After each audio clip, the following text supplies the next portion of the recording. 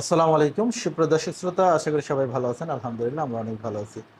আজকে আমার কাছে যে পিএলআইডি রোগীগুলো আছে তাদের মুখে শুনবো তারা কি যন্ত্রণায় ছিল, আমাদের কাছে চিকিৎসা নেওয়ার পর তাদের বর্তমান কি অবস্থা। আলাল ভাই, প্লিজ বলেন আপনার অভিজ্ঞতা শেয়ার করেন, কি আসসালামু অবস্থা আলাইকুম। ছিলেন। আমি তো 15 দিন আগে ব্যাক পেন জনিত কারণে উঠতেও পারতাম না, বসতেও পারতাম না। আচ্ছা ওয়াশরুমে যাইতাম লাঠি ধরে বা কাউকে সহযোগী হিসাবে নিয়ে গিয়ে আর কি। আচ্ছা 2-3 দিন এভাবে ওয়েট করলাম, করার পরে ভাইয়ের কাছে আসলাম। এসে ভাই ট্রিটমেন্ট করাচ্ছেন। আজকে এখানে আমার মোট 9 দিন চলে আর কি। আচ্ছা ওকে।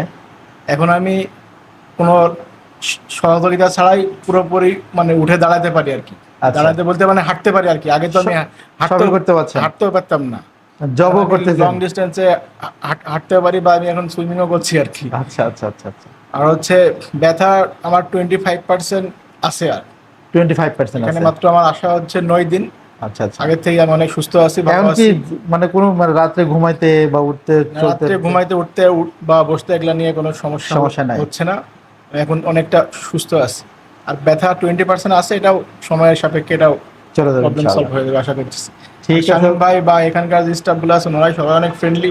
আচ্ছা সবাই হচ্ছে যে কোনো বিষয়ে হেল্প লাগলে ওনারা অনেক সাপোর্টিভ, অনেক হেল্প করে, সাপোর্ট দেয়, সঙ্গে সঙ্গে ইনস্ট্যান্ট ব্যবস্থা নেয়। এটাই কি ভালো লাগার বিষয় আর কি এখানে।